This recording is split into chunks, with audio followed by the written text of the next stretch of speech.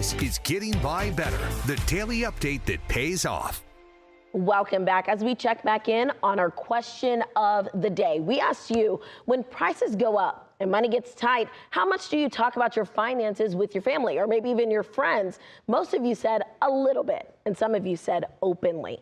Well, high gas prices, inflation, interest rates, they're changing how parents are talking about money with their kids. A new Intuit survey says that what used to be a taboo conversation, family finances, money decisions, it's now a dinner table conversation and a teaching tool for more moms and dads. Let's get to Michael Yoshida joining us now live with a look at how parents are helping dollars make sense to Gen Alpha. Michael.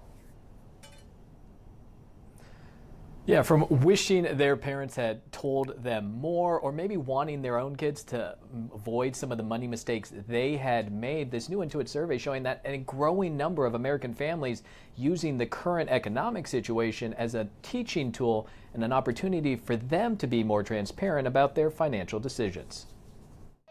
Money and family finances going from taboo topics to table talk. Your parents are having much more transparent conversations about the family finances with kids.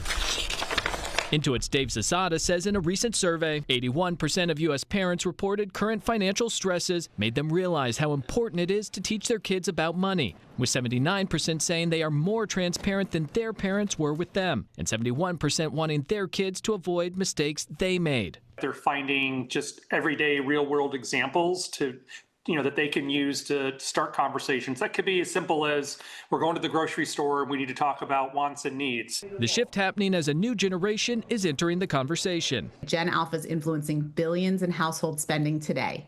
PwC's Ali Furman says this group, with the oldest entering high school and youngest still in strollers, is often criticized for how much time they spend in front of device screens. But that's missing the point and their impact. They learned how to tap a screen and how to put things into a cart before they could walk, many of them. So commerce is as natural to them as running water is. It's just part of their flow. Online shopping carts are becoming the new family group chat, where wants are expressed, negotiations happen, and purchases are made with or without parents. Gen Alpha is not waiting for purchasing power. They already have it. They're already earning income, developing brand loyalty well before high school. And they're already buying things when their parents aren't looking. And on that point, in their recent Gen Alpha survey, PwC found that about 1 in 4 kids say they use shopping apps or online websites to buy items without their parents knowing. Sydney?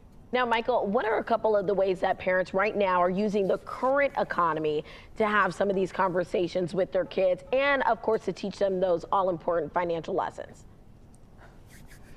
Yeah, so when you talk about everything we're experiencing today, the grocery store, that's one area where those surveyed talked about how they're using these rising grocery prices, budgets, lists to really explain wants and needs to their kids. Also, another thing, filling up with gas when you're at the gas station, talking about the reason why prices are increasing, but also the trade-offs there, right? Are you having to carpool more? Are there other ways we're changing our routine to try and adapt to these higher prices? Those surveyed also talked about how, with it being summer, right, we're heading into maybe you have a big trip coming up or another big purchase, this being a chance where you can really be open and transparent about, all right, how are we planning out for this? How are we budgeting for this? How are we saving for this potentially to make that summer vacation a reality for us?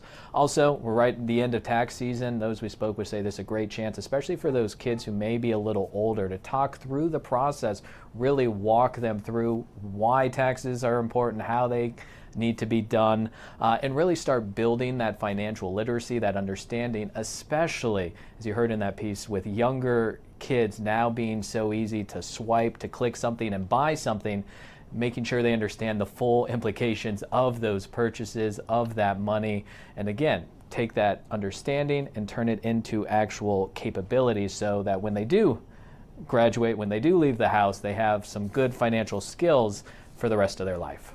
Great lessons on money management. Michael Yoshida live for us in Washington. Thank you. We'll see you soon.